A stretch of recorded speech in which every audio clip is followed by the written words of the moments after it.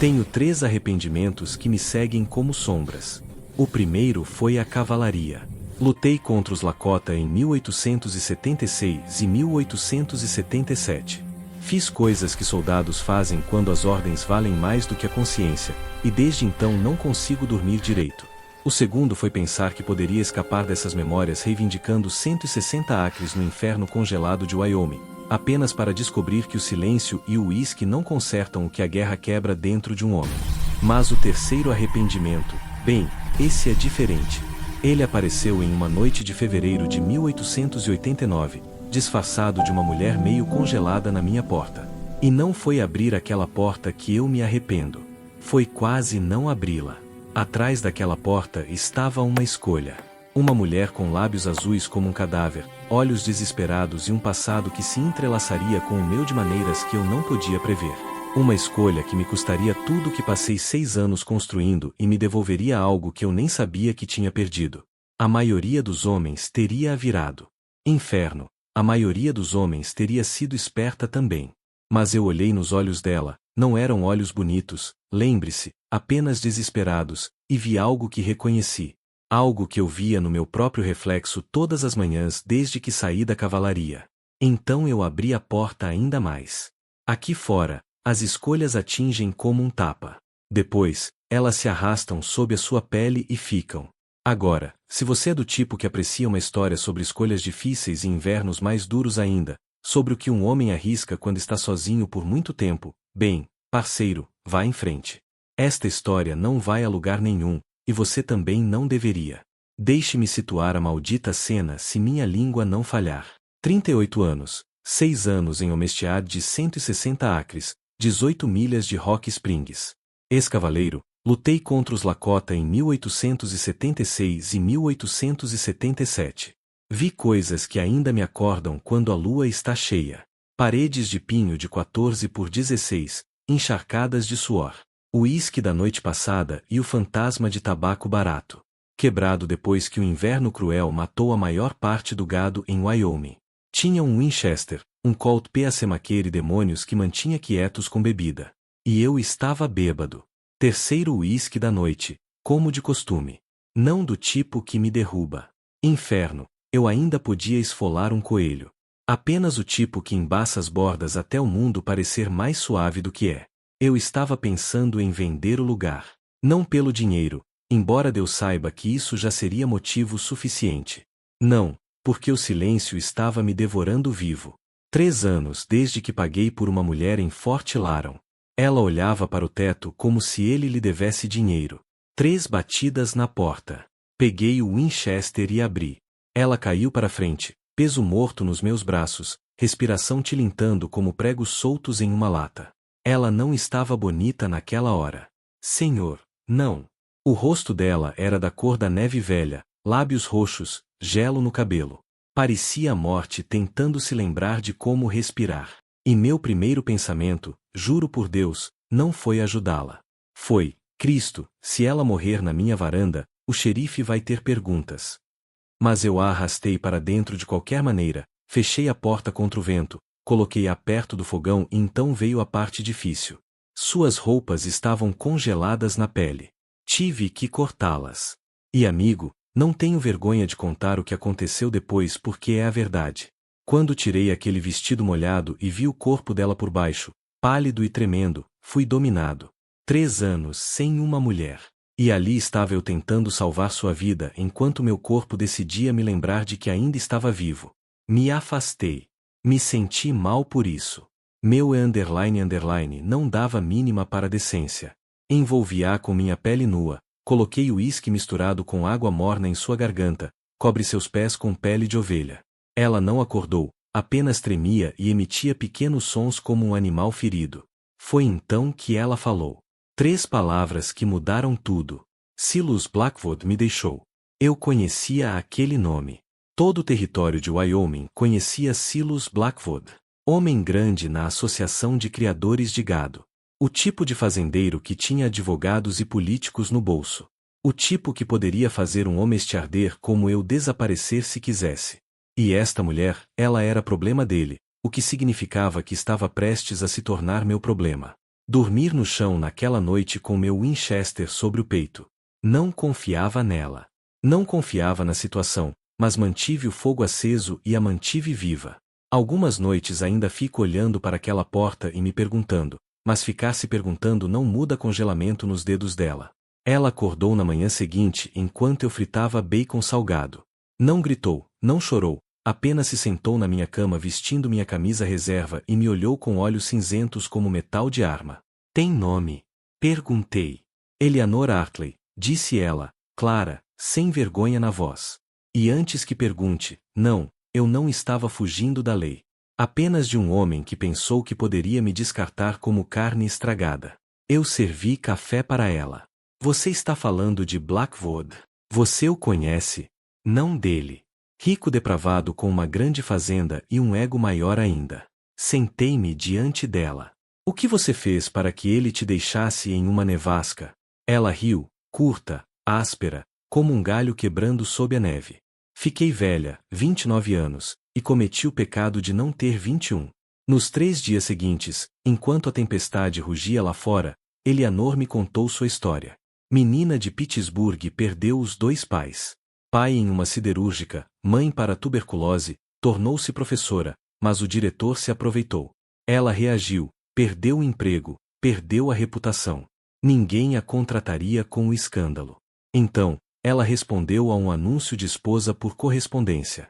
O anúncio de Silas Blackwood prometia uma casa adequada e uma vida respeitável. Eles trocaram cartas por 6 meses. Ela acreditou nas palavras bonitas dele porque que outra escolha tinha. Quando desembarcou em Rock Springs, Blackwood olhou para ela e disse: Você é mais velha do que pensei. E sem graça.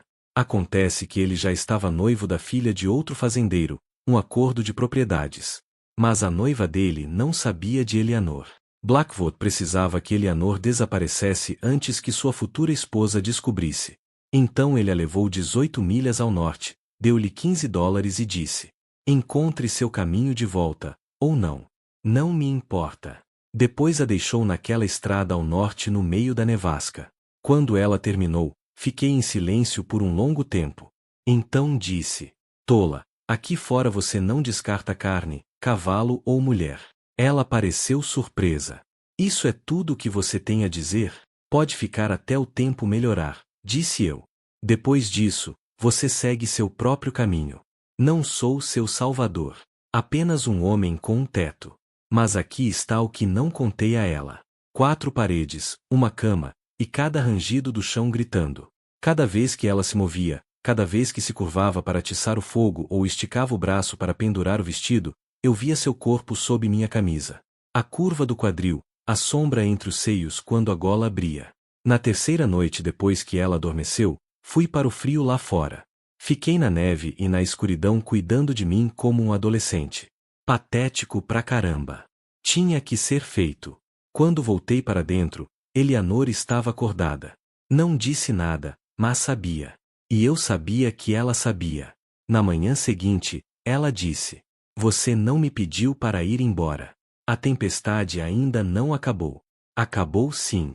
Já acabou desde ontem de manhã. Ela atravessou a cabana até ficar bem na minha frente. Perto demais. Eu sentia o cheiro do sabonete dela, da fumaça da lenha e de algo por baixo disso tudo que era só ela. Eu não sou um bom homem, eu disse. Bebo demais. Tenho demônios que me acordam à noite. Mal sei ler. E você é instruída. É melhor do que isso. Melhor do que o quê? Melhor do que morrer congelada. Melhor do que ficar sozinha pelo resto da vida. Ela colocou a mão no meu rosto. Eu não preciso de bom. Preciso de verdade. E você é a primeira coisa verdadeira que encontrei em 2 anos. Você não me deve nada. Eu sei. O polegar dela deslizou pela minha mandíbula. É por isso que estou fazendo isso. O que aconteceu depois? Bem, vou contar a verdade. Não foi delicado. E com certeza não foi um soneto.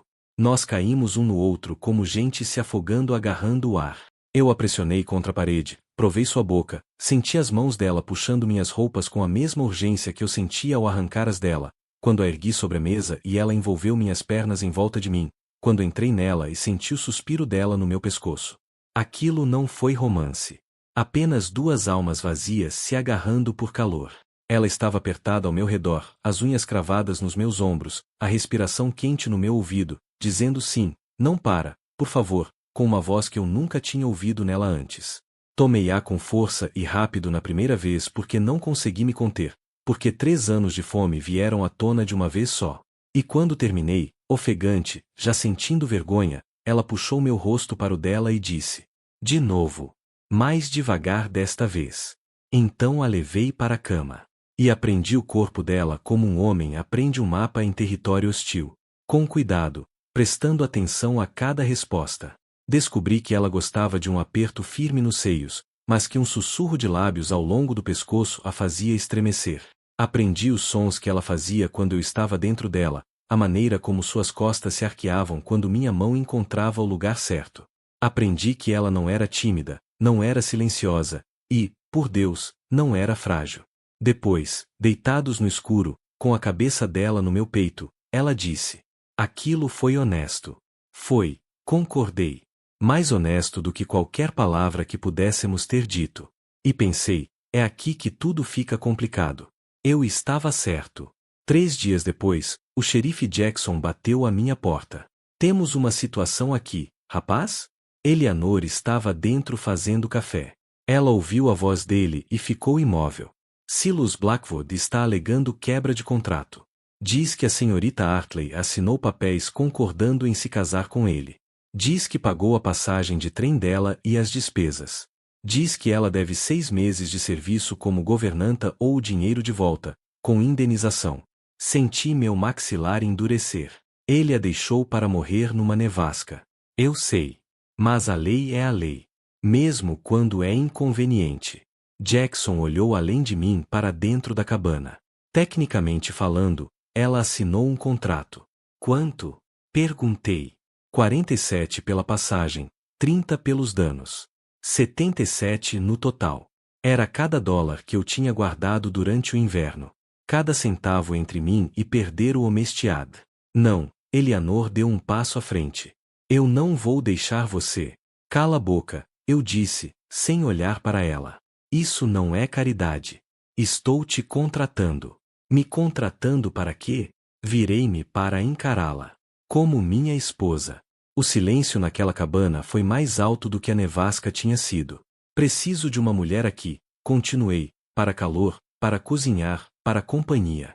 Você precisa de um teto e de um nome. É um acordo de negócios. Nós já. Parei, senti o rosto esquentar. Nós já cruzamos essa linha de qualquer forma. Os olhos de Eleanor brilhavam. E se eu quiser mais do que negócios, então a gente resolve conforme avança, como tudo aqui fora. O xerife Jackson coçou a barba. Você está falando sério? Mortalmente sério. Então é melhor agir rápido. Blackwood está subindo essa trilha agora mesmo com 4 homens. Paguei os 77 dólares ali mesmo. Contei cada moeda de prata enquanto Eleanor observava. Jackson guardou o dinheiro e tirou o chapéu. Vou dizer a ele que ela já tem compromisso, mas isso não vai impedir que ele venha. Ele estava certo. 10 minutos depois, Silas Blackwood chegou. Blackwood não torcia bigode. Ele apenas contava dólares enquanto você sangrava. Eles não precisam atirar em você. Só precisam te deixar pobre o suficiente para que você se mate sozinho. Ele chegou com 4 peões armados, desmontou e olhou para minha cabana como se fosse um monte de esterco. Vejo que encontrou minha propriedade, Omestiarder. Não vejo propriedade nenhuma, eu disse. Só a minha noiva. Blackwood sorriu. Ela assinou papéis. Tenho testemunhas. Concordou em se casar comigo em troca da passagem para o oeste. É um contrato legal. Você também a abandonou numa nevasca. Isso anula qualquer contrato. O xerife Jackson já decidiu isso. Ah, Jackson decidiu, foi? Interessante. Porque sou amigo do juiz territorial, e acho que ele pode decidir diferente. Esse foi o momento. O momento em que um homem inteligente teria recuado. Mas eu passei 6 anos sendo pequeno. 6 anos de cabeça baixa. E estava cansado disso. Dei um passo à frente, perto bastante para sentir a pomada no cabelo dele, o tabaco caro no hálito. Se você pisar na minha terra de novo, eu disse em voz baixa, eu atiro. Não vai ser assassinato. Vai ser defesa de propriedade.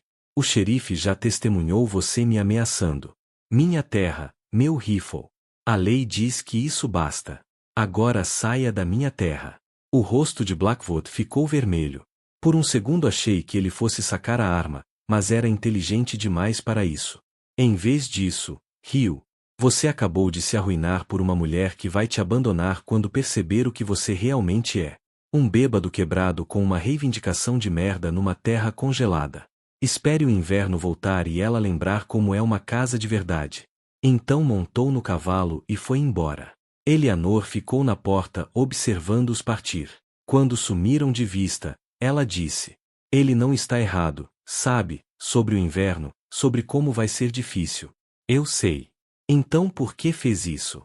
Olhei para ela ali parada com minha camisa, o cabelo solto sobre os ombros, os pés descalços no meu chão de madeira. Porque estou cansado de ficar sozinho. E porque você é a primeira pessoa em 6 anos que olhou para mim como se eu valesse alguma coisa. 2 semanas depois, nos casamos. Um pregador itinerante passou por ali e fez uma cerimônia de 10 minutos na minha cabana. Sem anel. Eu não podia pagar. Eleanor usou o mesmo vestido com que chegou, limpo e lavado. E naquela noite, fiz amor com minha esposa. Não como da primeira vez, não desesperado nem faminto.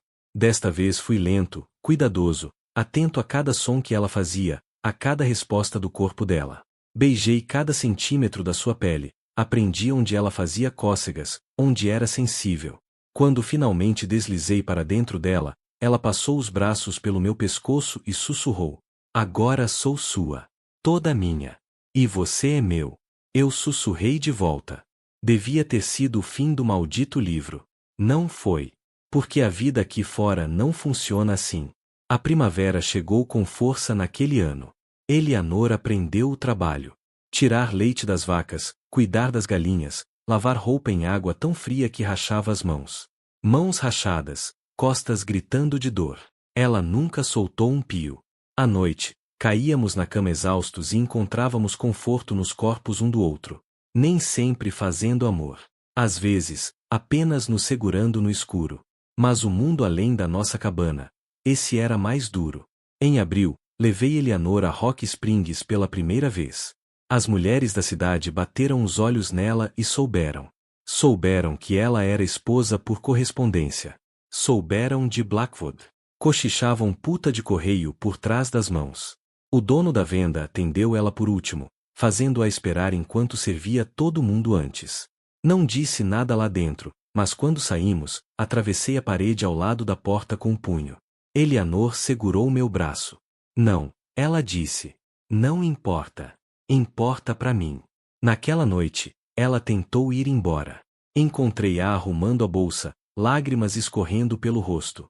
Foi a primeira vez que a vi chorar desde aquela primeira noite na nevasca. Estou te puxando para baixo. Ela disse. Eles não te respeitam mais por minha causa. Eu nunca tive o respeito deles. Sou um homem estiarder quebrado com problema de bebida. Eles só me toleravam porque eu ficava quieto e pequeno. Que se danem. Você merece coisa melhor do que mercadoria estragada. Aquilo me deixou furioso. Furioso de verdade. Segurei seus ombros, não com brutalidade, mas firme o bastante para que ela tivesse que me olhar. Escuta. Nós dois somos mercadoria estragada. Acha que eu não sei disso? Acha que eu não acordo à noite vendo os rostos dos homens que matei? Acha que eu não me odeio toda vez que estendo a mão para aquela garrafa de uísque? Nós dois estamos quebrados, Eleanor. É por isso que funciona. Soltei-a e dei um passo para trás. Precisava dizer algo que nunca tinha dito a ninguém. Não sou bom com palavras, mas vou dizer isso uma vez só. Você ficou quando podia ter fugido. Trabalha quando podia ter desistido. Esquenta minha cama e não julga meus demônios. Isso é mais do que eu jamais esperei. Então, se for ficar, fique. Se for embora, vá. Mas não decida com base no que aquele povo da cidade pensa. Decida se você consegue acordar ao meu lado pelos próximos 40 anos. Ela chorou então. Chorou de verdade. Não só lágrimas, mas soluços profundos, como se algo estivesse se partindo dentro dela. E eu a segurei enquanto ela desmoronava. Eu fico, ela disse por fim. Eu fico. E ficou.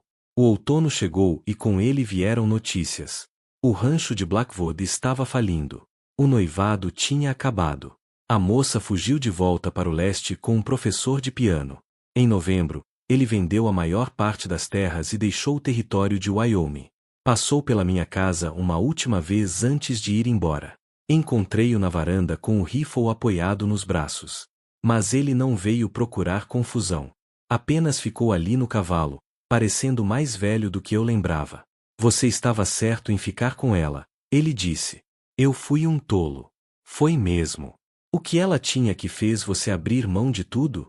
Pensei em Eleanor lá dentro fazendo jantar, as mãos ásperas do trabalho, o cabelo escapando dos grampos. Pensei no jeito como ela ria agora, solta, livre. Pensei em acordar ao lado dela todas as manhãs e me sentir menos sozinho. Ela não me fez abrir mão de nada, eu disse por fim. Ela me fez querer manter tudo. Blackwood assentiu devagar. Depois montou no cavalo e foi embora. Nunca mais o vi. Naquele inverno, o inverno de 1890, quando Wyoming finalmente virou estado, Eleanor me contou que estava grávida. Não disse em palavras. Apenas começou a passar mal todas as manhãs. Eu sabia o que significava. Ela também. Não falamos muito sobre isso. Apenas começamos a construir um anexo na cabana com a ajuda de alguns vizinhos. Curiosa coisa, quando Eleanor ficou visivelmente grávida, algumas mulheres da cidade passaram a ser mais gentis com ela. O tempo não conserta muita coisa, mas amolece as bordas. Na primavera, recebi os papéis tornando meus 160 acres oficialmente meus. 6 anos de homesteading concluídos. A terra era minha por lei e por direito. Eu tinha conquistado aquilo. E Eleanor, ela também tinha conquistado o lugar dela. Às vezes as pessoas me perguntam se me arrependo de ter aberto aquela porta, de ter perdido minhas economias, de ter assumido uma mulher com passado, de ter me amarrado às escolhas de outra pessoa. Eu respondo isso. Matei homens. Sobrevivi a nevascas. Perdi gado, perdi colheitas e quase perdi a cabeça. Mas a única coisa que eu realmente salvei foi ela. E, ao fazer isso, salvei a mim mesmo. O Oeste não está nem aí para os seus ontens.